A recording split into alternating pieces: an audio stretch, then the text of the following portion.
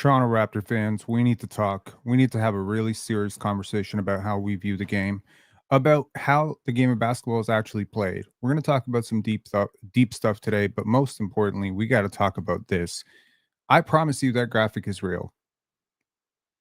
I'm sick of Scottie Barnes slander. Now, look, it's pretty common. We have the internet now.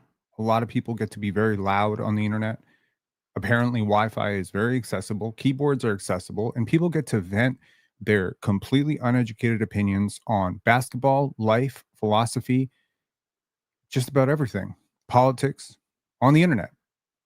Opinions are like the A word, holes. Everyone has one. And when it comes to basketball, the sheer confidence with which people express their basketball opinions has always baffled me. Now, look, what are my credentials on this? Am I just some crazy, Scottie Barnes fan who's going to make probably the 18th live in my life complaining about how this fan base sees him? No, I'm not just a crazy basketball fan. I'm also a person who played basketball. I'm also a person who knows professional basketball players, professional scouts, professional trainers, professional coaches. I'm also a person who studies this game very deeply. I'm a person who has watched over 940 games this year. I was trying to do the math on this.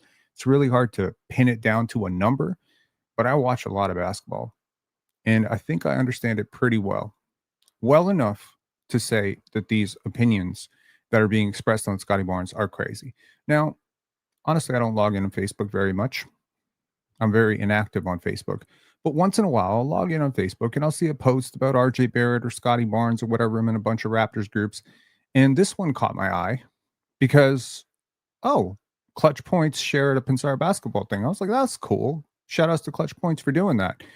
Not the most serious basketball people, no offense, but whatever, sharing it. Thank you very much. And someone said, Scottie Barnes moves like prime Lebronto in his best days. I said what I said. This is the only positive post, period.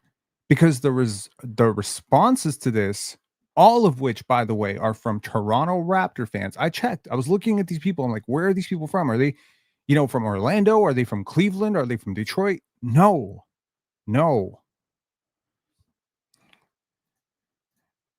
Ah, welcome. You are overrating Scotty Penn. When someone is good, you don't have to talk about their work talks. Okay, I'm going to prove to you that you're absolutely wrong. But first, let's read out these comments by these ball knowers. RC says Shea Gilgeous-Alexander, he lists off a whole bunch of people that he thinks are better than Scotty Barnes, including Zion Williamson. If Zion was actually in Toronto and you actually had to deal with all of his antics, I can't imagine what you'd be saying about him. D.A. Bourne, ball knower extraordinaire. We don't know. Apparently I have a mutual friend with him. Yet he's never averaged 20 points per game. I like Scotty, but he's not playing like a franchise player. Okay, cool. Fritz Marvin DeCastro says, ha ha ha. And the team's best player and number one option is Brandon Ingram, as if that's some sort of joke on Scotty. Roy Gutierrez Urbano says, Darko says he is the face of the league, a face of the NBA. Right.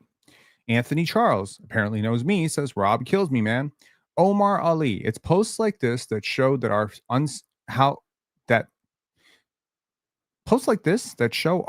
unserious we as a fan base and team are about winning. Okay, cool. Use Grammarly next time. Sloan Savoy, I like Scotty, but he's truly a walking injury. Played 65 games last year, but let's not talk about that. Scotty, the best Toronto Raptors, says Figo, but only got 2 laughing emojis there. Don Carlos says issues with Barnes. He has less finesse, accuracy, and consistency on his layups. Hope he can still improve on that. I would suggest, Don Carlos, that you check his layup accuracy if you even know how to do that. Vic Arsenio says Scotty needs to be first team All-NBA to be considered as one of the best. Okay, cool. I guess Kyle Lowry wasn't very good then. Vince Carter wasn't very good then. Cool. Hack Steve says, if he is, let him shine. I'll be stoked if we're above 500 at the All-Star break. Winky. Okay. Jesse Andrews says, he's a great number 2 or number 3 option, but a top two-way player. I guess that's a compliment.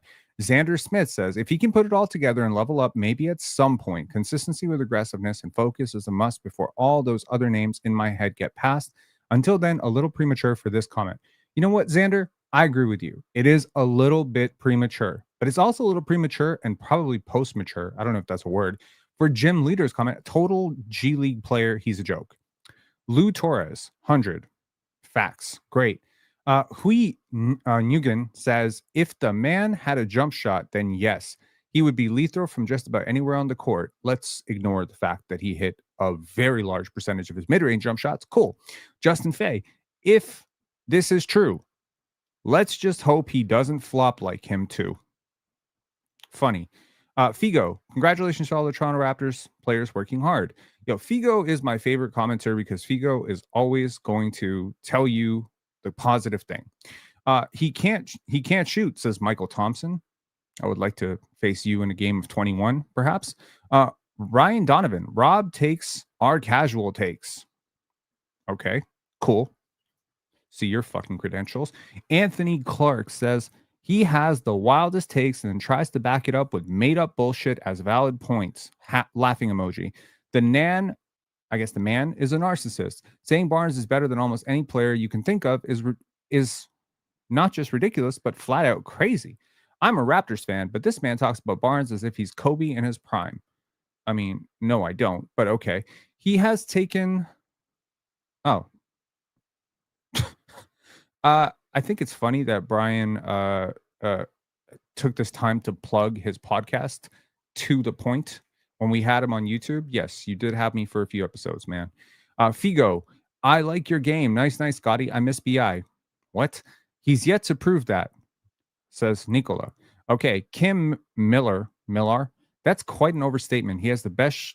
He best show it this year. Cool. Finn Advisor. He needs to stay in the lineup. Faz Musa. I think he meant more in his class and at his age. I did not. Wade Elliott will be the best player on the floor as the Raptors prove that they are the most dynamic team in the league. Cool. John Lang. Why we quoting Gen Z YouTubers as if they're experts? I promise you, I'm a millennial. Jack Raymond. But thank you. I appreciate it. That's yo, appreciate it, man. That's a very big testament to my skincare routine. Okay, Jack Raymond. Iverson could make him look like a fool, boy. Iverson could make most people look like a fool. It Iverson made Kobe look like a fool. What are we doing here? Patrick Walters. Got to average at least 25 for that status. I mean, that's what I'm understanding, man. Apparently, you got to average 25 to get any respect in this city. Cole McNeil. They're trying to trade him and Dick for Jalen Brown. There must be a few better players. That's not true, but don't believe everything you read on the internet. Dave Williams Armstrong. Scotty is a bust. Period. Uh, like what is wrong with these people? Solid, but not as good as advertised. Way too much hype. There, I said it. Well, you're not saying anything new. People say this shit all the time. Okay, y'all don't have work tomorrow. Hey, don't watch that. Jamal, yo, man, appreciate all of your support on PC, man. I always see in the comments you trying to defend me. That's really cool, man. Appreciate you. What is going on?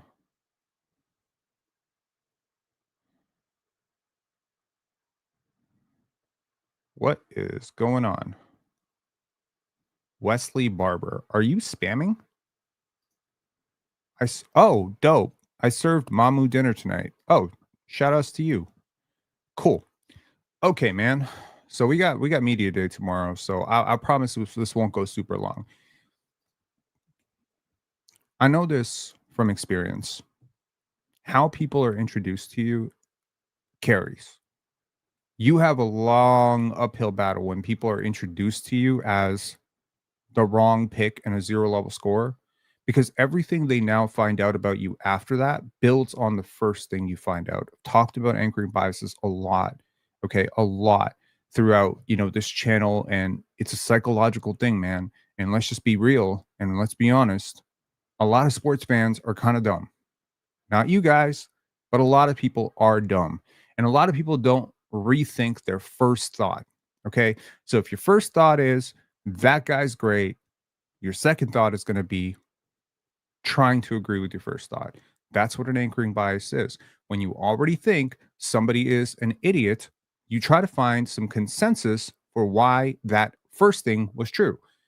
This is what actually keeps people stuck in life. If you're being completely honest here, this is what keeps people stuck. If your primary belief is you got to work hard to make money, if that's your primary belief, then everything you do from that point on, is going to be looking for opportunities to work hard. So when someone comes along and tells you, no, no, no, you got to work smart to make money, you're like, what? If your entire upbringing was focused on income, me talking to you about net worth and why very wealthy people focus on net worth, that's not going to hit you. Now, I say this as somebody who has explored my own anchoring biases, explored my own primary thoughts, rewritten my thoughts, re examined my thoughts. When I was growing up, it was unheard of that a guard could be better than a big man. And then Michael Jordan happened, Magic Johnson happened. And suddenly it became more and more common that guards could be better than wings. It was happening all guards and wings could be more important than bigs. So this happens. But there are certain people who are stuck in that. They're like, no, Jakob Pertl is the most important person. Today I had a most fascinating conversation, and it will be, it'll be edited up and it will be available for all of you guys to consume very shortly. And I'm going to edit it. I can't wait. It's a beautiful conversation I had with John McCall. Now, John is an NBA trainer. He trains some of your favorite players. He's trained Amen Thompson, Asar Thompson. He's trained Jalen Green. And right now he's training my favorite collegiate player, AJ DeBonsa. What I found so interesting about John is what I find interesting about Dyson Daniels, what I find interesting about Ben Thompson, what I find interesting about Scottie Barnes, what I find interesting about Brian Macon, his trainer, is that they have adaptable mindsets, which means they're willing to second guess their first impressions. And this is very important overall. I want to show you something to those people saying Scottie is not very good. And especially to yes, you people who say ESPN doesn't show us love, Rob. ESPN's always hating on us. The Americans are always hating on Canadian athletes, and Americans are always hating on the Raptors. Okay. I want to tell you where ESPN ranked Scottie Barnes throughout the last 4 years, okay? After year one, when he won Rookie of the Year, they ranked him as the 39th best player in the NBA going into year two. He disappointed. The next year, they dropped him to 63. Then he became an all-star. They rose him up to 35. He had a disappointing year last year to some people, but real ball knowers and people at ESPN, 150 writers, collectively decided, despite his shooting slump last year, that they saw enough in the progression defensively and his usage to bump him up to 30 this year. 30. I will guarantee you that there's no person whose comments I read there that would rate him as the 30th best player. That's very interesting. That's very interesting to me, because that tells me that Raptor fans who are complaining about ESPN giving them respect, maybe you need to start respecting your star players before ESPN. Maybe you need to turn that shit up. Okay. Now here's where ESPN ranks Shai Gilgeous-Alexander going into his fifth year. Into his fourth year, they ranked him as the 36th best player. That's one spot below Scottie. Going into his fifth year, and this is before he started averaging 30 and, really came into his own, they ranked him as the 48th best player in the NBA. What about Jalen Brunson? After his fourth year, they ranked him not rated. They did not rate him in the top 100. He was a backup guard or he was considered like a third option. After his fourth year, they ranked him 67th, which means the guy that y'all know as the best player on an NBA contender right now was nowhere near the 30s. Scottie's been ranked in the top 40 3 times. He's only played 4 years. Think about what I'm saying. That's a lot of respect. That's a lot of respect being levied to a person. NBA voters voted this guy as Rookie of the Year over Cade Cunningham, who was the prohibitive favorite, over Evan Mobley, who was the running favorite through most of the year. Adam Silver, who I have a lot of issues with, voted him as an all-star replacement because he wanted to celebrate the work that he'd done. And also a lot of people made a lot of fuss over on ESPN, over on Bleacher Report, They were like, yo, this guy's quietly doing a really great job. Yeah, the Raptors are not a great team, but he's doing a great job. Tim Bontemps, a lot of people really advocated for this guy. You know who didn't advocate for him? Our media. Our media was not having it. They were not really pushing Scottie for All Star. I was so disappointed. I'm like solo riding this shit. I'm like making post after post, Scottie All Star, Scottie. I'm not seeing anything. Nobody's voting shit. Now, I will hand credit where credit is due. William Liu and Alex Wong and, a lot of the Toronto media people, they had a lot of shit to say about Scottie when he was drafted, but by year's end, they were absolutely petitioning rookie of the year, rookie of the year. So credit where credit is due. In the second year, however, when he took that little slump, they were very quick to really, really pour on him, right? They were very quick to kick him when he's down, going through a shooting slump. Here's where they ranked Jaren Jackson, who was another fourth overall pick and a defensive player of the year and a really great player and a max player, 71st and 53rd. Here's where they ranked RJ Barrett, 63rd, 71st. He was considered a can't miss prospect, not a project. Tyler Hero, 61st, then 79th. I'm saying, I'm getting tired of Canadians bitching about ESPN not showing their stars love. They're showing your stars more love than you are. Is that a fact? Here's a question for you. And I brought this up in Vince's live, but it was a long live. Maybe you didn't catch it. Here's the NBA players, all NBA players through their first 4 years who've averaged 17 points, 7 rebounds, 5 assists, 1.2 steals, 1 block for the first 4 years before the age of 24. Scottie Barnes. That's it. Nobody else. Giannis didn't come close. Kawhi didn't come close. The only two players who really came, hold on. Tracy McGrady came really close to this. He missed on the assists. He's the only other person in NBA history to do this, by the way. Tracy McGrady. That. Okay. And I don't think he hit the rebounds mark on that one. Scottie is singular, man. Here are my statistical projections for him coming into this year. I'm projecting 44 wins for the Raptors, an all-star selection for Scottie, all NBA third team, all defense second team, 21.7 points, 8.5 rebounds, 6.7 assists, 1.4 steals, 1.5 blocks, 52% from the field, 35% from three, 82% from the line, and 71 games played. So only 11 games missed. Now, let's talk about why you don't see Scottie the way I see Scottie. Not you specifically, don't get triggered. I'm not necessarily talking to this community. And unfortunately, we blocked so many people. Maybe this message won't even get out of this community. And now I'm just preaching to the choir. But let me give you my case, because I've been to a lot of Raptor games. And sometimes I'll be at like one of those press boxes or one of those private booths, and I'll, bump into somebody and they'll start talking to me about the Raptors because they want to give me their thoughts. The way people talk about Scottie Barnes, you would think he was Aaron Nesmith, bro. You would think he just accidentally stumbled into Rookie of the Year. What is it about this guy's game that doesn't connect with you? I still remember when I was a kid, the Toronto Raptors came to Toronto. Now, I was in New York, so I had to see this from the lens of a New Yorker.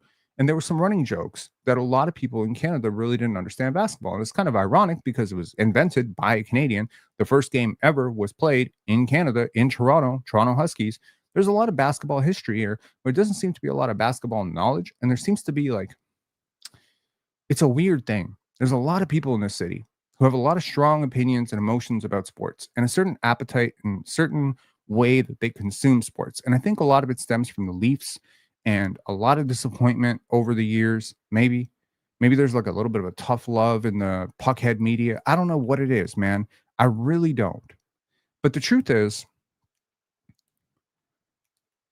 I don't think the average Raptor fan understands basketball. I definitely don't think you understand basketball, if I'm being honest. So here's the thing. Impact is impact, right? When we look at 4 different basketball players, they may impact their team in very different ways. Nikola Jokic, Victor Wembanyama, Shai Gilgeous-Alexander, Anthony Edwards. Who's the best player on that list? Luka Doncic. I'll throw Luka in there. There's a large contingent of people that grew up with 80s, 90s basketball And that has sort of bridged into how they consume the game. Now, if you grew up with 90s basketball, a center who does not block shots like Nikola Jokic, you just can't rate him properly because he doesn't remind you of Shaq. He doesn't remind you of Hakeem. And so you can't. You just can't. You're like, no, big men are supposed to block shots. This guy doesn't block shots.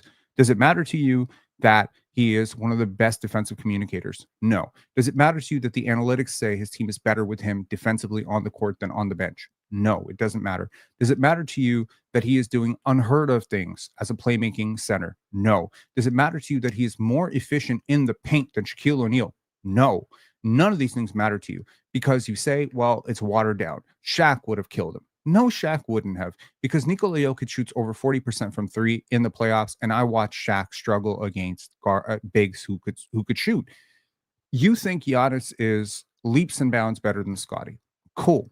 Here's a question for you: who scored more through their first 4 years, Giannis or Scottie? The answer is Scottie. Who scored more through their first 4 years? Scottie Pippen or Scottie Barnes? The answer is Scottie Barnes. Who scored more through their first 4 years? Kawhi Leonard or Scottie Barnes? The answer is Scottie Barnes. I don't think you fully appreciate how fucking rare it is to average 17 points per game through your first 4 seasons. Now, you can talk about pace all you want. The Raptors are not one of the fastest paced teams, so I don't think that's necessarily all that important. It's also very important to mention they're not a very good offensive team. They haven't been for Scottie's entire tenure. They have never been a great offensive team. Now, some people want to blame him, but this they weren't a good offensive team when he was the fifth option, fourth option, third option, second option, or first option. They've never been good. Why are they not good? They lack significant pieces to make them good. Now, he does a lot of things. He shapeshifts. He's able to play all these different roles on the court. He is, in my opinion, a more complete defender than Giannis Antetokounmpo ever has been. He's not a better defender because Giannis's paint protection is at another level. His rebounding rate is at another level. But Scottie is better switching out onto the perimeter than Giannis ever was. So what were the Bucks able to do to complement Giannis to give him a championship core? Well, number one, they weren't holding him to all NBA standards in year 3 and 4. That's one. Two, he kind of had a chance to sneak up on a lot of people because he wasn't a McDonald's All-American and he wasn't a top 5 pick. He didn't win Rookie of the Year. And so people just kind of watched the progression. Number two, three, he just wasn't put into that place where he had to be a lead shot creator. Even when they won the championship, go and check out Giannis Antetokounmpo, and you will see so many possessions, possession after possession after possession, where Chris Middleton has the basketball. Chris Middleton is your 3-level scorer. Jrue Holiday is doing so much heavy lifting. You have a spacing big like Brook Lopez, who is one of the best defensive centers in the NBA, co-anchoring a backline unit. Those two were two of the best defensive. That was the best defensive pairing 4-5 since probably Duncan and Robinson. Where is Scottie's stretch big? Where is Scottie's 3-level scorer like Chris Middleton? When has Scottie ever had this in his prime? He hasn't. Now, I'm not saying he's going to be as good as Giannis. I'm not saying he's going to be as good as Kawhi. What I'm trying to tell you is he has a complete impact on the court that is very understated because it doesn't jump out in any specific way. Now, Jason Kidd is a player that I'm very familiar with because I lived in New Jersey. I lived in New York. Jason Kidd was a player that was a very, very big part of my understanding of basketball. Watching Jason Kidd come to New Jersey and turn that program around, they called this guy Asen Kidd, okay? They called him Asen Kidd because he couldn't shoot. He would drag his team's offensive efficiency down so much. You can look at the stats. Go look on Basketball Reference. Jason Kidd was consistently shooting like 20s and 30s from the three. He became a much better shooter later on. So maybe if you're a newer basketball fan, you're not even familiar with Jason Kidd. Maybe you just remember him as a guy who was really good, but you don't know his game. Jason Kidd was just an elite passer. He was an elite athlete. He was an elite transition player. He was able to push pace, make decisions faster than everybody. And he was able to get guys easy shots.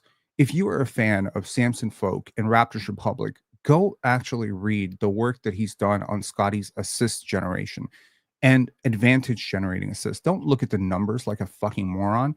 Actually take some time to examine what is it that this guy is doing. Now, I have a real stake in Scottie getting some proper recognition across this fan base. I do. I don't think y'all necessarily disrespect him in this community, but I don't think even this community is quite grasping the magnitude of this player and the greatness of this player. You might think maybe, Rob's crazy. Maybe Rob is just irrationally, high on Scottie because, he was a fan of his in 2018. He's just carrying this forward like he's pounding it. He's stubborn. He's just got to be right. No, I've been right. You've been wrong. People who said he was a zero level scorer, y'all are the idiots that have mud on your face. People who said he'd never average 15 points per game, he's averaging 17. How is it that I get to be right almost every single year and then end up being the guy who's crazy? I'm not crazy. You're stupid. You're wrong about Scottie Barnes. When you say this guy's going to be Draymond Green, you're wrong. Draymond Green has never averaged 15 points per game in his career. Scottie averaged 15 points per game as a rookie. You're immediately wrong. What are we doing here? I'm wrong? I'm definitely not wrong. Every trainer I talk to, and we're talking now, at this point, the Rolodex is like 70 NBA trainers. At least 60 of them think this guy is like one of the best players in the league. 10 of them, not so high. They have some issues. They think he needs to fix some stuff, injury issues, whatever. But the vast majority of people who really, truly study this game, they really do see the value. Kevin Garnett, salute Scottie. Kyle Lowry, nothing but love. Scottie Barnes, gets love from Kevin Garnett. He gets love from DeMarcus Cousins. He gets love from Magic Johnson. Why can't he get love from Raptor fans, like the casual Raptor fan? I'm not talking diehards, man. Diehards, y'all watch the film breakdowns. Y'all know what he does. What is it about this guy's game that doesn't appeal to the average box score watcher? Even if you're a fantasy person, even if you're a bettor, even if you consume basketball through your fucking bet slip, shouldn't a guy who regularly gives you like 2-3 blocks, 1 to 2 steals, 5-6 assists, 8 rebounds, like, doesn't that like appeal to you? What is it? What has poisoned the well here? Is it just the draft stuff? Is it like, oh, we should have gotten Suggs, 0 level score? Is it Sam Vecini? That's one. Is it the second year stuff? You started to buy into the hype of rookie of the year, and then he took a step back. And then, David Thorpe came out and said he doesn't work hard. Is it that it's kind of just labeled him? Is it JD Bunkus crying into a microphone every fucking day, crying about how Scottie Barnes gets paid a max contract and he's not a real max player? Is it Bob McCowan? You can tell me, man. Let me know. Is it Bob McCowan? Is it William Liu? Is it Oren Weisfeld? Is it Aaron Rose? Honestly, at this point, if you're taking basketball insight from those people, you're listening to the wrong people. I'm gonna be honest with you. You're not listening to basketball analysts. You're listening to reporters. You're listening to people who don't watch these games. You're listening to people who probably couldn't string together 2 plays for you on a chalkboard. You're not listening to the right people. You need to listen. Unfortunately, right now, you need to listen to ESPN. You need to listen to Adam Silver, and you need to listen to the fucking NBA voters who voted this guy Rookie of the Year. And frankly, I would appreciate it if you can give me a chance to. Impact on the basketball court does not have to look the same way. It doesn't always look like Brandon Ingram and Scott, and Michael Jordan and Michael Finley. It's not always so obvious. It doesn't always look visually appealing. Sometimes it looks like Tyrese Halliburton. Sometimes it looks like Dennis Rodman. Sometimes it looks like Draymond Green. Nothing sexy about any of their games, quite frankly. Shot making is not everything. It is possible for the greatest player of all time to impact the game with 12 points. It is perfectly possible. That seems senseless to you. But the result that I'm trying to say is it's a team sport. It's a 5-on-5 game. If my impact on the defense is like Dwight Howard level, Dikembe Mutombo level, I'm already ahead of the game. Now, I'll give you 2 players. One is, let's just say a very undersized guard who bleeds points on offense. Every time he's on the court, there's like, if he plays full starter minutes, there's like 13 or 14 extra points that you're leaving on the board because he is such a weak defender. So now on the other end, he gives you 25 points. You rate that guy. You rate that guy, but what did he actually net you? He net you 10 points. He net you 10 fucking points. He gave up 15. He got you 25. Boom. That's 10. But what about the guy who saves you 10? What about the guy who saves you 8 and gives you 20 on the other end? That's 28. That's plus 28, man. This is simple math. Okay. What about the guy who just gets his team cleaner looks because he's generating better accuracy on his passes? His passing angles are better. What about that? Now, look, nobody, myself included, has ever said that Scottie was a finished product. I wouldn't say it today. I didn't say it in his rookie season. What I said prior to his rookie season was he's going to surprise some people. He's going to play right away. That was the conversation we were having before his rookie season. I hate that people like to rewrite history. I know history because I've been on record since day one. I have clips upon clips upon clips upon clips that I can go to where my opinion on this dude is cemented. Okay. What I said in on day one, I said he'll probably play 25 minutes off the bench. I was wrong. He played 34 minutes and he won Rookie of the Year, exceeded expectations. Year two, I said he's going to take a jump, 20 points. I was wrong again. Wrong again. Penstradamus, wrong twice. He didn't just take a step back. His percentages plummeted. The team fell apart. Maybe some people still hate him for that. They blame him for it. They're like, oh, this is Masai's golden boy. You know, he's the guy with the work ethic issues and he's this and la la la la. They're trying to hand the keys over to him. He didn't really earn it. Maybe this is a blue collar town. Maybe you need to start respecting your most blue collar player. How about that? The guy who regularly leads, the team in distance traveled. Or no, it doesn't matter because you're not watching the games because the team's not winning because you're all front runners. So that dude in the second year, that was disappointing. In third year, I tried to temper expectations a little bit, but I'm like, maybe he'll get like 21 points. I expect a bounce back season, blah, blah, blah, blah, blah. He's working really hard. And that was the only season that I think I've been really right. Because last year, I thought he was going to take another step up. I really did. I thought he was going to jump up to like 23 points on solid efficiency. And he took a step back. Never in my wildest fucking dreams did I expect, based on the offseason that he put in together, the work that he did in the offseason, I could have never imagined that his role was going to be primary shot creator, taking pull-up mid-range shots and logo threes and 28, 29 foot. I could have never imagined. I could have never imagined that Emmanuel Quickley was going to play 33 games. I could have never imagined that. A lot of shit went wrong last year. But to malign your best player for it, that doesn't seem entirely fair. He's 23 years old, right? And so the question then becomes, how good is a 23-year-old supposed to be? I don't think 23-year-old Giannis is lifting Cole Swider, Orlando Robinson, AJ Lawson, and four rookies. I don't think he's lifting those lineups to wins. I think we saw last year that the Raptors were extremely competitive when they were relatively healthy. When they were playing veterans, they started winning. Then they went on a disastrous losing streak, and then they tried to lose a whole bunch of games. The purpose last year was to lose. This year, the purpose will be to win.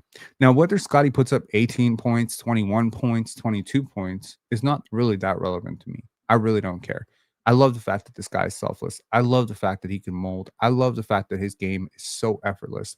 I love the fact that he is such a great processor of the court. I love the fact that he was top 3 last year in the league in potential assists generated. I love the fact that Samson Folk has done so much work on his advantage generating assists, which differentiates those simple, pass the hot potato around assists versus bend the court, bend the defense, now make a pass, get an easy touch.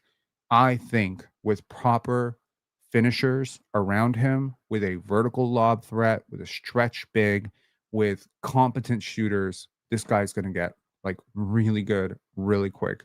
Because you know what? Those numbers that I've shown you, 17, 7.5, whatever, 5 assists, 1.2 steals. Yo, when he had some legit players around him, do y'all even remember what this guy was doing? Do you remember? Where are those numbers? Hold on. The fuck are they? I'm gonna show you. Hold on one sec. I put it up. Do you remember December 2023? Serious question. Do you remember it? 23.8 points, 9.9 rebounds, 6.1 assists, 1.3 steals, 1.6 blocks on 52% shooting from the field, 40.2% from three, 76.5% from the line, 62.4% true shooting. 57 is league average. He was 5% plus true shooting. If he could put this together for 60% of his games, he is like a first team All NBA. To give you a clear perspective, those numbers get you first team All NBA. Those numbers get you MVP buzz. You have a player in this city who, at the age of 22, was able to do this. You have a player who is the only player since Michael Jordan through his first 4 seasons to actually average the numbers he's averaging. It is a crazy feat.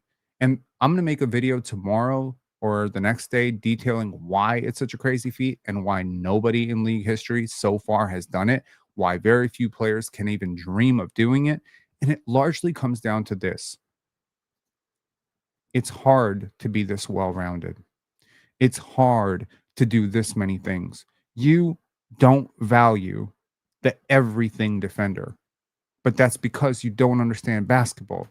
You don't value a wing who can actually switch onto a point guard, contain them, and then get back to the paint. But that's what makes Anthony Davis and Scottie Pippen special. There are very few defenders in league history who've been able to do what Scottie can do. So maybe he's not like the lock key defender that Dyson Daniels is. Dyson Daniels is nowhere near the rim protector Scottie Barnes is. What value comes from being able to start at all 5 positions? Do you realize what a rarity that is? Can you think on one hand, all the players in league history who can start 5 positions and actually be competent NBA players as a 1, 2, 3, 4, 5? I have seen him be extremely successful as a starting point guard. I've seen him win playoff games as a starting point guard. Do you legitimately think that Giannis could be a starting point guard? Are you insane? Are you mental? You think Kawhi could be a starting point guard? Really? You think Michael Jordan could play center? Do you understand what I'm describing here? I'm describing like the equivalent of a basketball like Allen key, or those like, it's not an Allen key. It's like a master key. He unlocks every door. He can guard every player in the league. He can do a reasonable job on every player. Do you know what a value add this type of player is in a competitive team context?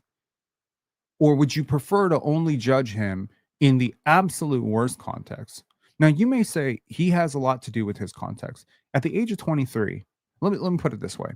At the age of 19, I watched this guy come into the NBA as a quote unquote zero level scorer who struggled at times to generate any sort of offense in college.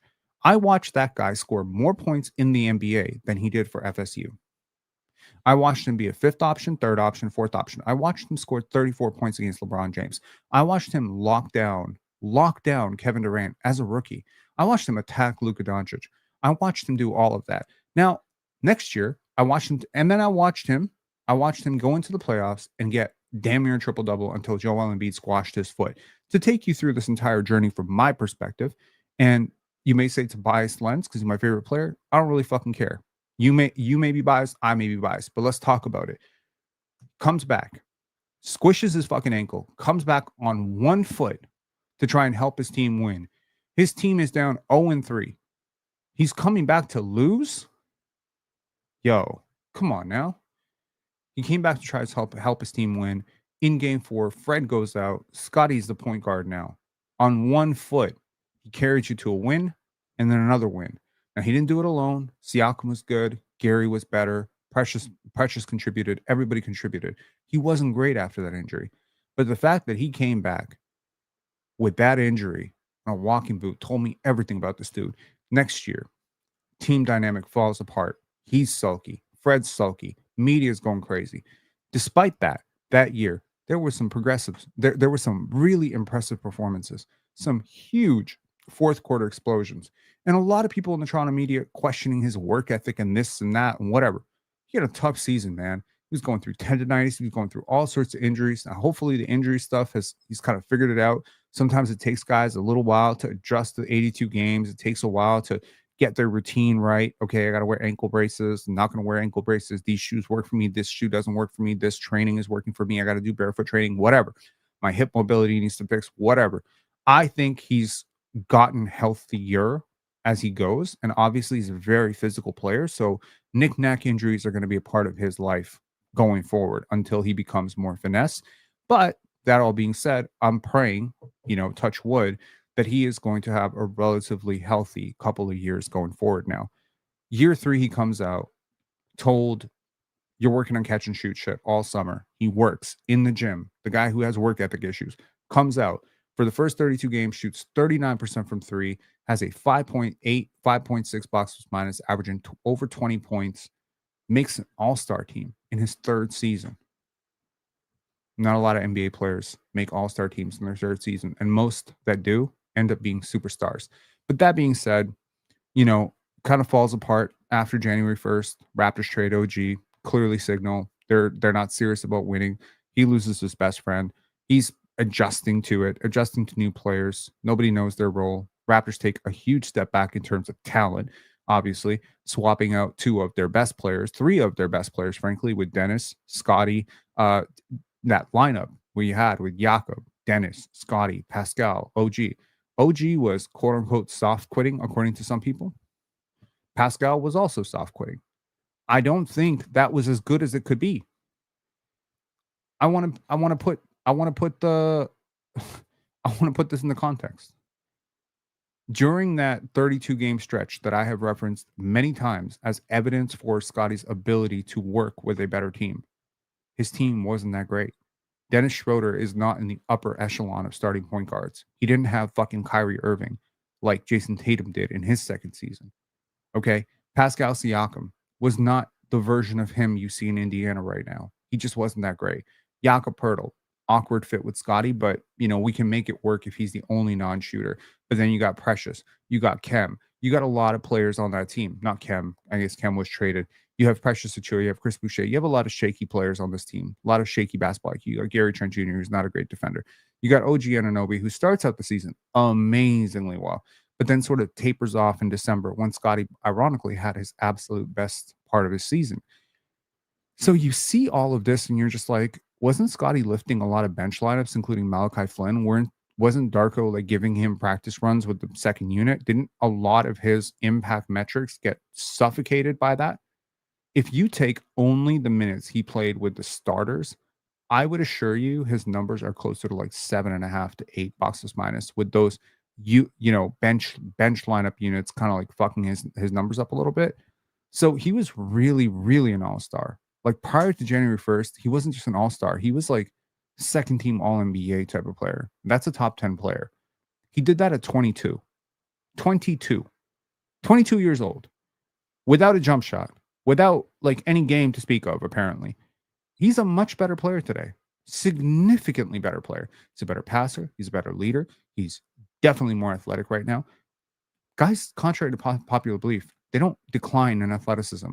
Their functional athleticism gets better and better into their 20s. Guys don't start declining as athletes until like their late 20s. You are now approaching Scottie Barnes' athletic peak. 24 to 28 is typically when guys are super athletic. He's going to be better. His balance has got to get better. There's a lot of things that can get better. And the crazy thing about Scottie is, as Brian said, his trainer, when he did that, it was still like 20, 25%. There was so much work that needs to be done on the handle. Last year, he got much better navigating pick and roll. He got much better with the pull-up jump shot. He got much better in the mid-range. He got much better as a playmaker and a defender and a leader. But all I hear from Raptor fans is last year was a down year. Why? 27% three-point shooting. These are labels. These are labels. And labels are what? Lazy. Labels are lazy. Okay? Labels are lazy. I say it when people are sexist, racist, whatever. Those are all labels. Those are labels. And you know what? Labels shut down discourse. Labels shut down conversations like this, where we can actually have a nuanced discussion about the impact of what a good basketball player is supposed to do on the basketball court. What is a good basketball player supposed to do? Are they all supposed to score 25 points? No. They don't have to score 25 points to be a great basketball player. Magic Johnson didn't score 25 points per game. He was a great basketball player. One of the greatest players of all time. Bill Russell did not score 25 points per game. He was arguably one of the worst offensive players on his team. Some people still consider him one of the three greatest players of all time. Was Bill Russell better than Wilt Chamberlain? Hell yes, he was. Hell yes, he was. Because basketball is not played on the buckets you score. Scottie has a lot of Bill Russell in him, man. He has a lot of magic, a lot of Pippen. I have studied this game for a very, very long time. This guy reminds me of some of my absolute favorite players. And if you are a basketball lifer, if you're someone who studies the game, really digs into the game, you would understand it too. You totally would, right? But if you see Aaron Nesmith, if you see Precious Achua, if you see, oh, just I guess he's just like Precious Achua, and you see Ben Simmons, you're missing context. You're missing windows. You're missing pockets and of information. You're missing data. You're missing analytics, and frankly, you're missing brain cells. You cannot judge a player based on how impressive their highlights are. You can't judge a player based on the reputation they've earned because, quite frankly, reputations are earned by bad analysis sometimes, right? I am not. I The craziest thing to me is that I'm so far apart from the consensus on Scotty. Am I a little bit higher than I should be? Sometimes, yes. I feel like sometimes I need to be a little bit higher to counteract the people who are overly low. Do I see the gaps in his game? Of course I do. I'm not an idiot. I definitely see the gaps. I can acknowledge all those gaps. And a lot of people who've heard me acknowledge those gaps this year have said, "Are you lowering your expectations of Scottie Barnes by acknowledging all these gaps? You don't seem as high on him." No, man.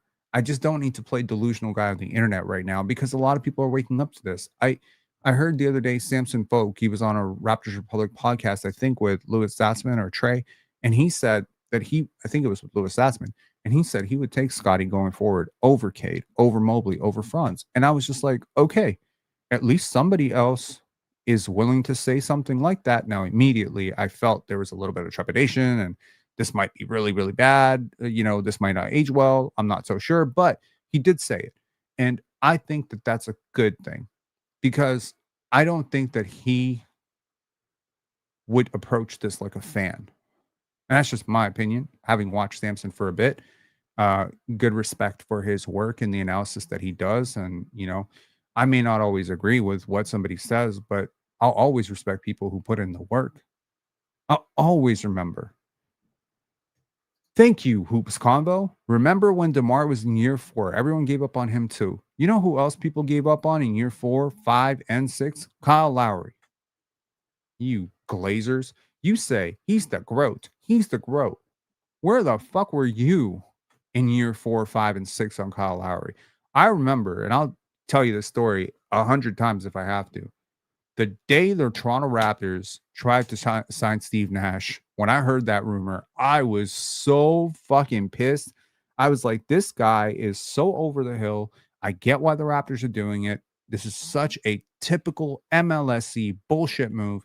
And I would have prayed to God at that moment that the Raptors didn't sign Steve Nash. Thankfully, Steve Nash was using the Raptors as leverage. Obviously, the Knicks being the other team, the Lakers being the other team, and the Raptors go out and they sign Landry Fields to screw up the Knicks offer and somehow don't get Steve Nash anyway. A giant clusterfuck. But in that clusterfuck emerged a brilliant trade. And I was very happy. I was playing basketball at U of T, and I remember the phone pinged, and this guy says, just traded from a guy from Houston. And I was like, please be Kyle Lowry. I love Kyle Lowry. I loved Kyle Lowry in Houston, Memphis, Villanova. I saw that dog in him, and I'm like, when this guy figures out how to shoot, when this guy learns how to work with his teammates, he's going to be amazing. Amazing. I felt the same way about Dyson Daniels. I feel the same way about Asar Thompson. I feel the same way about Amen Thompson. I will 100% feel the same way about AJ Devonta next year. I feel similarly about Cooper Flag. If you followed my draft analysis all year, you never heard me waver on Cooper Flag as a number 1 pick. I never did it. People went Dylan Harper. I said no. People said Ace Bailey. I said fuck yourself. People said Yegor Demon. I said, are you high? No. I know it when I see it. And when I see it, I'm stuck. And until you show me that you can't be that dude, Until you come out and demonstrate to me why I'm wrong, I'm not budging. Because the truth is, a great player who tries to use his teammates, like a Jason Kidd, if you put Jason Kidd on last year's Toronto Raptors, you're not a playoff team. Jason Kidd needs finishers. He needs shooters. He needs Kerry Kittles. He needs Richard Jefferson. He needs Kenyon Martin. He needs great players who can play his style of basketball. Steve Nash, another player who likes to utilize his teammates. Now, Steve Nash probably had a little bit more floor raising ability than, Jason Kidd, in the simple fact that he could just ramp up his scoring. But if you consider the basketball optics of, point guards who don't score a lot, that's pretty much Scottie Barnes right now. He is a point guard in a wing's body who can guard centers. Now, you can view that as a very confusing thing because you haven't really seen it before. Or you could view it as a blessing because you've never seen it before. It kind of comes down to, how do you feel about things that you don't understand? And personally, I think a lot of people in this community approach things that they don't understand with curiosity, which I think is the good way to go. You should be curious about things you don't understand. When you don't understand somebody's food, think about it. How would, this is a good litmus test for life, or a good example for life. When you don't understand things, ask questions. Don't rush to judgments, right? When we were in grade 3 or grade 4 and somebody brought something that smelled different than what we were used to smelling in terms of food, what did people say to that kid? Usually they made fun of them because they said their food stunk. But occasionally there was this one kid, probably a very curious kid, probably a really smart kid, who said, "May I please try some? I've never tasted that food before. And until I try the food, I can't really judge it. I can't really know what it tastes like because I'm just smelling it and it smells different to me. So before I judge your food, maybe I should try your food. Before I judge your position, maybe I should try to put myself in your position. Maybe before I judge a player, I need to fully understand what that player does." There's a reason why all year on PC and on this channel, I remained consistent. The Oklahoma City Thunder will win a championship. There is a reason why in October of last year, I said Shea Gilgeous-Alexander is having the best guard season of any guard since Steph Curry, Kobe Bryant, those guys. I put him in those conversations and people said it's premature. Now, how quickly people forget. How much slander did I get for that shit? He just compared him to Kobe. How sacrilegious. And now everyone does it. It's just common knowledge. Shea had an all-time season. Why? Because it capped off with a championship? What the fuck does a championship have to do with the regular season? You have to validate a regular season with a championship. We can't just view the regular season in a vacuum and just say what this guy is doing analytically to the other team, what he's doing my eye test, what he's doing to bend defenses, shape defenses, help his teammates participate in defense, the greatest defense we've ever seen in regular season history. This alone does not validate it. No, Lord forbid they lose in the playoffs. It's all mush. Shea's washed. What a stupid way to discuss basketball. Seriously. If you can't appreciate Shea Gilgeous-Alexander and you can't see what he does, and your view on him is he's a grifter, he's a foul baiter, you're an idiot. It's that simple. If that's all you can see when you watch him play, you're missing context. You're buying narrative. Don't buy narrative, buy facts. Facts are so available. They're so readily available for you. You can easily check analytics. There are analytics websites that offer subscriptions as low as $5. And I promise you, to the people who say, no, no, no, my eyes, I trust my eyes. Scotty's a bum. No, you're a bum. Your eyes are a bum. You don't see the game. You're not trained to see the game. You actually don't see the game because there's a million things happening throughout an NBA game that you're frankly not trained to see. You don't see the off-ball awareness. You don't see the screening. You don't see the cuts. You don't see the vision. You don't see the subtle dribble left to shift the nail defender so that the pass on the right wing is a little bit more open. These are not things you see a pass, and that's okay. I don't pretend to be an expert on hockey. When I watch hockey, I'm watching people dribble around a puck. And when they score, I get excited and I say, ah, yay. You know what I've never done in my entire life? I have never offered a very concrete, stern, solid opinion on hockey. You will never hear me say, Wayne Gretzky's better than so-and-so, or Bobby Hall is better than so-and-so, or Mario Lemieux, or Jaromir Jagr. I don't need to offer opinions on things I barely understand. I will never engage in a Messi versus Ronaldo debate. I really can't. I'm not equipped. Baseball. I know less about baseball than anyone you probably know. Honestly, I could barely name you 12 teams. Seattle Mariners. Okay, maybe I can name you 12 teams. I don't know a lot about baseball. I know Ken Griffey Jr. was pretty good. I know Vladdy Guerrero is pretty decent. I've watched him play a couple times. I understand the basic rules of the game. I've played it a couple times, but I'm not offering opinions on what pitcher the Blue Jays need to trade for. What how miserable does my life have to be that I need to go and debate shit? So, I guess look, I'm not pro censorship. I'm pro accountability. These anonymous people on the Facebook group that feel, like justified to spend precious time, by the way. Do y'all realize you got 4,000 fucking weeks on earth? 4,000 weeks. You want to spend a 100 of those weeks debating points you barely can grasp on the internet? Why? What is good about this? What point does it serve? You're not a professional. You're not a player. You're not getting paid for this. You're engaging with a group and you're discussing a sport that you clearly don't understand, but somehow think that you understand, which is like the crux of the Dunning Kruger effect. I don't get it, man. People think because they watch basketball, they understand basketball. This is not true. You can watch basketball every single day and not understand basketball, just like you can use your computer every single day and not be an expert on computers. Do you use your computer every day? Yes. Are you an expert on computers? No, probably not. You have to specialize, which means you have to get deeper. You really do. And frankly, film breakdowns are a great start. Analytics are really important. Podcasts like Thinking Basketball might help you. Maybe this podcast might help you. Maybe Raptors Republic will help you. Maybe some of Samson's articles will help you. This is a long journey. You know what all of my favorite trainers have in common?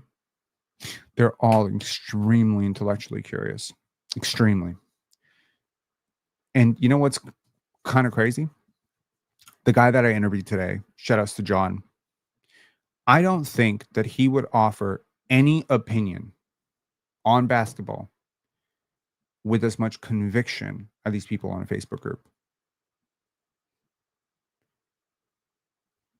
It's, it's a really bad place we're in as a society where speaking very loudly and boldly making your points makes you think that you're right. Now, I could be wrong on Scottie. And the minute I see evidence that I'm wrong, I'll be the first person to issue a retraction and say, nope, not a superstar. Not going to happen. Sorry, guys. Misled you. It's just not going to happen. But nothing I saw last year moves me off my post. Nothing that I'm expecting to see this year makes me think otherwise. I knew this was going to be a very, very long process with him, but I also know that delayed gratification is a thing. How do I know delayed gratification is a thing? Well, because when I was 12 years old, I started working $5 an hour. I started working $5 an hour, and I put together $5 an hour, $5 an hour, $5 an hour until I got my second job, which paid $8 an hour. And then I kept putting that together until I got a $10 an hour job. Now, you might laugh at $10 an hour and you say, what are you doing, bro? You 15 years old, you're working $10 an hour. What are you doing? But I knew one thing. The sooner you make money, the sooner you get free. And I thought, again, maybe sharing a little bit too much here. Oversharing, not a great thing, bit of a toxic trait. But I'll share this with you to the 106 people in here. My mom, my stepdad, I had a very unstable existence growing up. Routinely found myself getting kicked out of my house. Routinely found myself being threatened to be kicked out of my house. My house did not feel safe. I hope that your house felt safe when you were growing up. My environment did not feel safe. The government housing, the crime around me, nothing felt safe. So for me, the way to get safety was I want to get my own place. 12-year-old Rob knew that stack enough $5 and $10 bills together and you will eventually own a home. My mom and I, we were living in government housing. We used to watch this It was like a TV channel that used to scroll through real estate listings over and over. It would just cycle through and we would see houses. Believe it or not, this was, the early 2000s. There were houses for 98,000, 122,000, 192,000, 200,000. And I would bring out my calculator as a 14-year-old kid and I'd be like, okay, if I work this long, da, da, da, da, da. One day I did the math and I realized I'd have to work a really, really long time to be able to save up for a property. So what did I do? When I was 14 years old, I started researching investing. I started reading up about stocks because I needed my money to grow faster, because it's not growing fast enough. I cannot keep doing this. So I kept earning, I kept saving, but now I started investing. By 17, I had a mutual fund portfolio opened up. By 18, I parlayed a mutual fund portfolio into a stock portfolio. By the age of 18, I was able to buy my mom and myself a place. That's 6 years. I talk to people today that have jobs that pay them $120,000 a year, and they say home ownership is unrealistic for me. Why? Because you don't know how to stack 6 years of work and sacrifice together. That's the truth. You don't. You don't get it. You don't understand the value of small things add up to big things. Don't tell me that because, oh, blah, blah, blah, it was, easier to get a house back then. Okay, whatever. My why was stronger than your why. My sacrifice was stronger than your sacrifice because when I wanted to get a new video game, I didn't. When I wanted to, get new clothes, I wore the old clothes because I had a goal in my mind. And when I see that type of dedication in other people, you know what they say? It takes one to know one. Yeah, bro, it takes one to know one. Do y'all remember, in case anyone is doubting my ability to project, do y'all remember there was a little channel, a very, very small channel, and I shouted out their video, The Secret Life of Scottie Barnes. Y'all remember that? That channel had 12 subscribers. I watched one video from that channel. And I said, y'all need to go support this channel. This channel is fucking amazing. That channel was Goateology. That community member comes from our community. I needed to watch 2 minutes of that video to see where this guy was going. And he's taken that to one of the biggest YouTube channels in the world. Still keep in touch with the dude. Great friend. All I can say is projecting is not for everybody. But I'm telling you, when you see it, you see it. I didn't need to see too much of Dyson Daniels working before I knew Dyson Daniels was going to be a really good basketball player. I don't need to see that much. I talked to one trainer. I know, like, he sent me 10 minutes of him working out. I'm like, I'm good. I'm good on that. I know what's driving him. And that's the same thing that I saw in myself when I was 12 years old. I know what urgency looks like. I know what humility looks like. I know what a growth mindset looks like. You know why I trust Scottie? It's so much beyond 27% three-point shooting, dude. I trust Scottie because the people around him tell him the truth and he invites it. I trust Scottie because he demands that people around him hold him accountable. I trust Scottie because he has taken leaps and bounds growth in many different departments of his life over the last 7 years. I trust Scottie because I know where he comes from. I know the people around him that have poured into him. It's the same reason I trust AJ DeBonce. It's the same reason I trust Cooper Flag. I don't go this far out of my way to build a channel, build an audience, promote, talk about. Do you know how many times I brought up Scottie Barnes on the panel this past year? The number is probably in the 700 to 800 range. Anytime it is even remotely possible to slip him into a conversation, I'll be right there.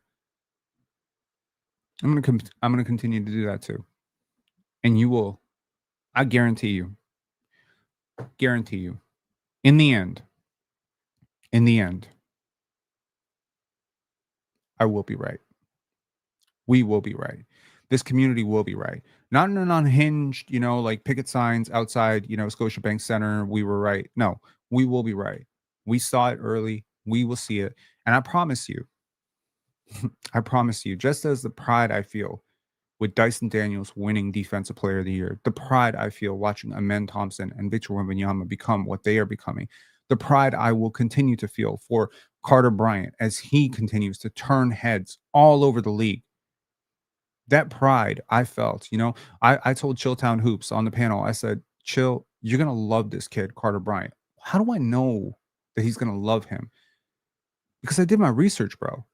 I did my research on this guy. I reached out to everybody around him. I had a 1 hour conversation with his dad. Like, I'm not like, and I'm seeing it. I know what this guy's like. Like, I know what is driving him, and I know what works on a basketball court. Functionally, what works on a basketball court. So you may say, "Oh, 6 points per game in Arizona. He's not gonna be very good." It's like, fuck your 6 points, bro. I was high on Peyton Watson too. Not nearly as high as Carter Bryant, but like I get it. You know, it's not to say it's a blemishless thing, obviously, but I don't go all out for busts. I just don't. Okay, I don't. I'll never go all out for a bust. I was high on Eve Meetsy last year. Y'all see it, right? Y'all see it.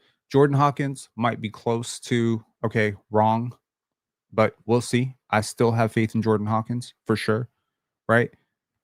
But even like the Jabari Smith stuff, did he not morph into like a really good basketball player? You know what I mean? Like I'm not going to be like 35, 50% off. If I'm off, it's going to be like 20%. I'll be off 20%. I'm cool with that. Asar Thompson may not materialize into something. Bilal Coulibaly may not materialize. Again, 20% off.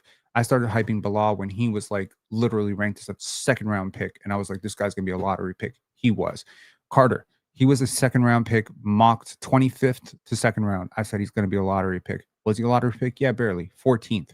The record speaks for itself. The record will speak for itself. And this year, I think the Raptors are going to have a great year. I think Scottie's going to get his flowers. I know he's going to get his flowers from ESPN. I know he's going to get his flowers from Bleacher Report. He might even get his flowers on Player's Choice. Will he get his flowers from you, Toronto Raptor fans? You let me know. I'll see you guys for Media Day tomorrow. Shout outs. Uh, da, da, da, da, da.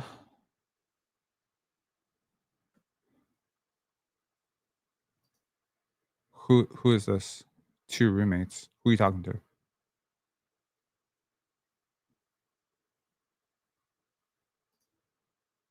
Yup. Raptors Digest was fun when Riker was there. They had debates. Yup.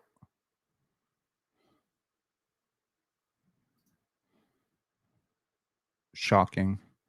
Uh, I don't know who plays for the Blue Jays. Yo, for real. Barely. But apparently they're a really good team right now. I hear that. I haven't watched a single game all year. Member chat not working. It just worked. You spent your member chat to tell me the member chat was not working. I appreciate you. Thank you so much for being a member. Thank you. Shout outs to our 120 plus members. And yeah, I hope this was not annoying. But yeah, like I feel I want to be really positive, right? I do. And I really hope that the people in this community feel vindicated at some point this season. It's going to feel hella great. I don't know about you guys. Me personally, I like being early on things. I like being consistent on things. And I like being like the guy who knew, right? This might stem to ego. This might be, going back to hedge fund days. The guy who spots that stock, at like $2 a share. And then it goes up to like $20 a share. And people are panicking, like, oh my God, should I get it? And then they're just like holding and it goes to 200 a share. Like there's something very vindicating about that because especially if you did the work to identify why the stock was so underpriced, there's actually an advantage to it. So yeah, I think of Scottie like a $2 stock. When first introduced to him, it was on a highlight mix by Hoop Diamonds, and I saw all the slanderous comments. And I thought to myself, I didn't think about him twice after that for like 2 years. But all I remember thinking was, man, these guys are being awfully mean to a player who's in like grade 8. That was my only thought on Scottie. And then I watched grade 10, grade 11, and I was just like, okay, I really hope this guy ends up on the Raptors someday. And now he's here, and he's my favorite player in the world.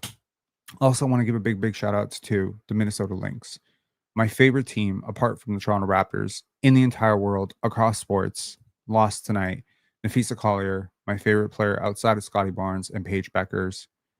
And got to tell you, man, that team really, really made me fall in love.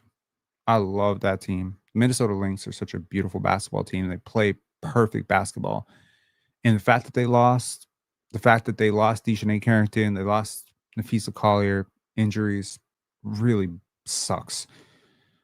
What time is media day with Darko and the players? Rich saying 9:30 a.m., I think. Well, then we better get to sleep because Lord knows I'm covering it. I'm not on the panel tomorrow. I'm on the panel to those people who watch me on PC. I will be on the panel Tuesday, Wednesday, Thursday. I will have you covered for all of media day tomorrow. I believe it will be live streamed on Raptors YouTube. I'm hoping it will be live streamed. And if it is, provided it is, I will have you covered live. If it's not covered, if it's not streaming live, then what I will do is I will have you covered after media day is over and we can break down what everyone says. I'm looking forward to it. I wouldn't take anything you hear tomorrow as gospel.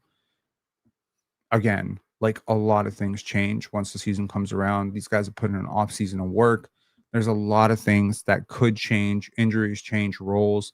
So I wouldn't take it to like, I know everyone's kind of like trying to dissect, is Scottie going to be a really featured part of the offense? Yes. I promise you, he will have the ball a lot. Okay. He's going to have the ball a lot. Now, I would estimate it's gonna be, like, a lot of him in the first 14 seconds and a lot of Brandon Ingram in the last 10 seconds, and these 2 are gonna ping pong off each other really well, but it's no different, in my opinion, it's not really any different than LeBron and Kyrie. With Kyrie having the ball to dance a little bit at the end, it's not any different than Giannis and Chris Middleton. Occasionally, Chris Middleton will score more points. I think occasionally Brandon Ingram will score more points. I think Brandon Ingram will average more points. But it doesn't mean he's the best player. It doesn't mean RJ is the best player, IQ is the best player, Yak's the best player. Scottie will be the best player on this team this season. I will certainly guarantee it. The analytics will say so. And in a more optimized role, the way to describe this is it possible for a cellist to be better than a lead singer? Depends on the cellist, depends on the lead singer, right? Is it possible for a keyboardist to be better than the lead guitar? Yes, it's perfectly possible. Basketball is jazz, basketball is chess, okay? That's what it is. All these different pieces, the leading scorer, the lead initiator, the best passer, the best rebounder, all work together to create offense and defense. Scottie Barnes is misunderstood precisely because people have a very poor idea of how to isolate individual contributions in a team dynamic. It's not as easy as hockey. It's not as easy as soccer. Goals are not everything. It's just not that easy. And frankly, basketball is a much more complicated game than hockey, in my opinion. And again, I'm offering an opinion on a sport I barely understand, but I've looked enough into hockey to tell you, just as an intellectual curiosity, I think basketball is a much more complicated sport. And because of that, I think people need to catch up and understand what is actually happening on the basketball court. And if you don't want to take that time to understand what's happening, if you don't want to take the time to understand what the value of a player like this is, well, maybe keep your comments to yourself. Peace, y'all. Uh, Hi, Rob. Any news on the beautiful game? Yes, sir. Tyler, I did find my login credentials. I will be starting to make videos this week.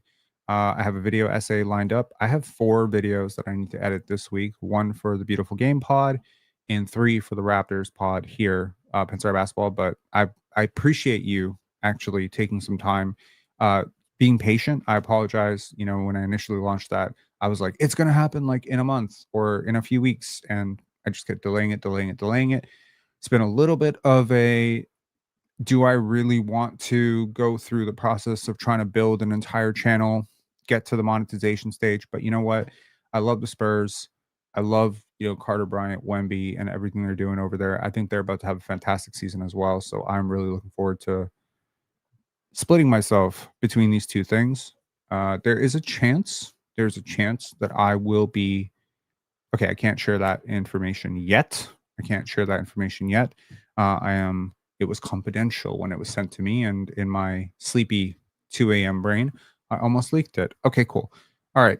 Expect quite a few videos coming out this week, including it's weird now. My Scottie Nafisa video will have to be edited because the links are now no longer in the playoffs, and the video is talking about them winning a championship. So I got to edit that a little bit. But other than that, I'm good. And yes, okay. I'll talk to y'all later. Enjoy, and I'll see you tomorrow. Can't wait for media day, man. Can't wait to hear from Bi. Can't wait to hear from Scotty. Can't wait to hear Darko Rajakovic, man. It's gonna be good. Good vibes. Good vibes. Peace.